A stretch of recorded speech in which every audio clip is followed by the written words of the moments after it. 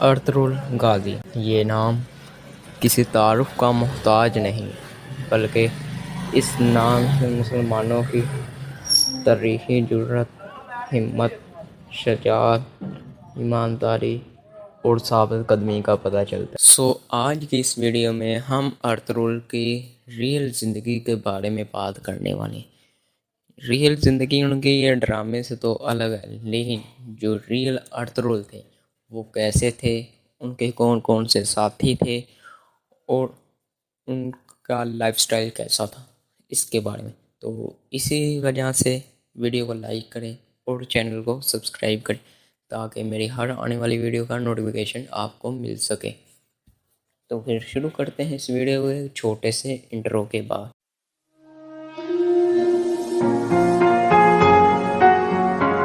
یہ کہانی شروع ہوتی ہے 12ویں صدی میں، جب اناطولیہ، قسطنطنیہ جیسے بڑے شہروں پر منگولوں کا ظلم و ستم عروج پر تھا۔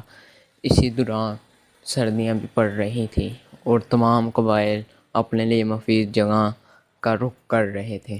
انہی قبائل میں ایک قبیلہ کوئی قبیلہ بھی تھا جس کا سردار سلیمان شاہ تھا۔ سلیمان شاہ دوستو ان دنوں میں بیمار تھا، تو اس نے ارطغرل کو حلب بھیجنے کا فیصلہ کیا۔ ارطغرل دوستو حلب کی طرف روانہ ہو گیا اور راستے میں اسے کچھ مسلمان سپاہی صلیبیوں کے گروہ کے درمیان گھرے ہوئے نظر آئے۔ ارطغرل نے بڑی دلیری کے ساتھ ان پر حملہ کیا اور دشمن کو میدان چھوڑ کر بھاگنے پر مجبور کیا۔ اپنی ہمت کی وجہ سے اس نے وہاں سے فتح حاصل کی اور حلب کے لیے روانہ ہو گیا۔ حلب کا دوستو ایک امیر جو ارطغرل کے خلاف تھا، کیونکہ ارطغرل نے حلب جانے سے پہلے ایک شکار پر گیا تھا جہاں پر اس نے صلیبیوں سے 3 قیدی بازیاب کرائے تھے۔ ان میں سے ایک حلیمہ سلطان، ایک اس کا بھائی اور ایک اس کا والد یعنی کہ شہزادہ نعمان بھی تھا۔ تو ان صلیبیوں کو مارتے وقت ارطغرل نے ٹیٹوس کے بھائی کو بھی مار ڈالا، اور ٹیٹوس کا دوست ہے امیر، حلب کا امیر، اسی لیے وہ ارطغرل کے خلاف تھا۔ تو اس نے ارطغرل کو زمین نہ دی۔ ارطغرل نے بڑی ہمت سے وہاں پر کچھ سپاہیوں کو مارا، تو سلطان نے خوش ہو کر اس کی ہمت دیکھ کر اس کو زمین دے دی، لیکن وہ زمین صلیبیوں کے قلعے کے پاس تھی۔ وہاں رہنا موت کے منہ میں رہنے جیسا تھا۔ تو ارطغرل خوش ہو گیا کیونکہ اسے فتح کا بہت شوق تھا۔ تو ارطغرل اپنے قبیلے واپس گیا، خوشخبری سنائی، لیکن ادھر قبیلے کے کچھ سردار آنے کے لیے راضی نہیں تھے، لیکن جیسے تیسے کر ارطغرل نے ان کو راضی کیا اور اپنے جو زمین ملی تھی وہاں آنا شروع ہو گئے۔ تو راستے میں دوستو ایک دریا بھی پڑتا تھا جسے پار کرتے وقت سلیمان شاہ کی موت ہو گئی اور اسے وہیں دفنا دیا گیا۔ تو سلیمان شاہ کی موت کے بعد سارا بوجھ حلیمہ خاتون پر آ گیا قبیلے کا، تو لہذا ایسے کر کے تھوڑی سی دشواری مشکلات کا سامنا کر ارطغرل اپنے قبیلے کو لے کر وہاں پہنچا۔ وہاں پہنچنے کے بعد دوستو وہ جو صلیبیوں کا قلعہ تھا وہ فتنوں کا باعث بنا۔ تو ارطغرل نے وہ قلعہ حاصل کر لیا، یعنی کہ فتح کر کے اسے نیست و نابود کر دیا۔ اس کے بعد حلیمہ خاتون نے فیصلہ کیا کہ وہ اپنے بھائی کے پاس دودرگہ قبیلے جائے۔ تو اسی طرح یہ قبیلہ ادھر دودرگہ قبیلے کے لیے روانہ ہوا۔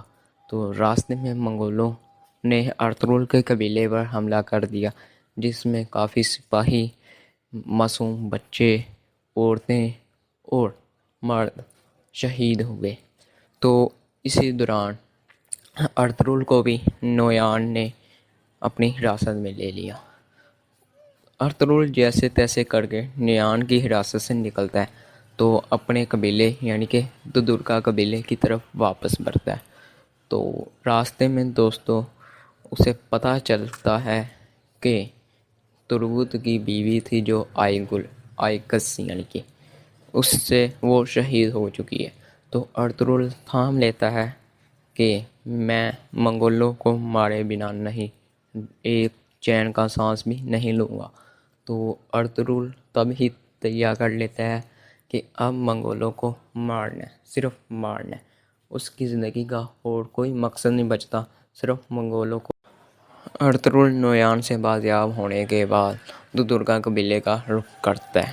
وہاں پہنچنے کے بعد اسے پتہ چلتا ہے کہ یہ قبیلہ غداروں، فتنہ بازوں کے درمیان گھرا ہوا ہے اور وہ ایک ایک فتنے کو جڑ سے اکھاڑ دیتا ہے۔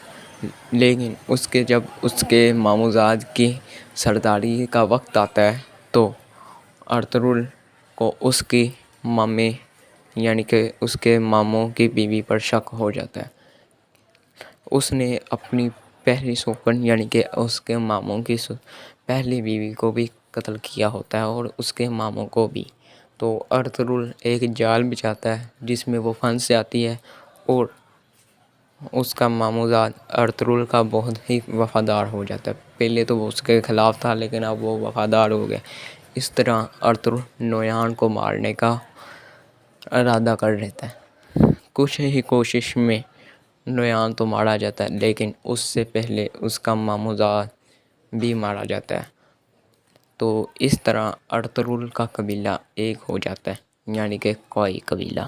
تو درگا قبیلے کا سردار کوئی اور بن جاتا ہے اور کائی قبیلے کے سردار کی بھی باری آ چکی تھی۔ تو اس طرح ارطغرل کا بھائی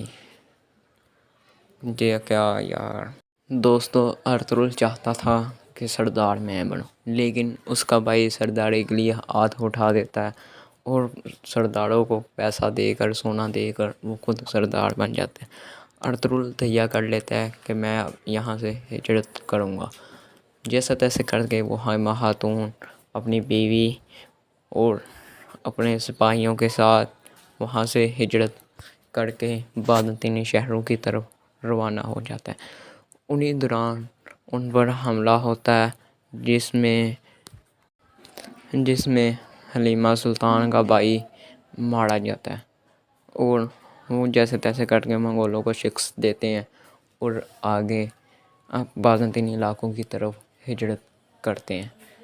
وہ جیسے ہی بازنطینی علاقے میں جاتے ہیں تو وہاں پر فتنہ فساد کا راج شروع ہو جاتا ہے، لیکن ارطغرل جیسے تیسے کر کے ان سب مصیبتوں سے نکلتا ہے اور وہاں کے کافی زیادہ علاقے فتح کرتے ہیں۔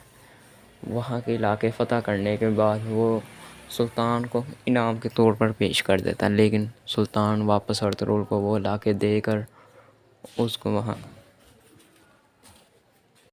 اسے وہاں کا سردار بنا دیتا ہے، سردار اعلیٰ بنا دیتا ہے۔ ارطغرل وہاں کافی محنت کرتا ہے، کافی فتوحات کرتا ہے۔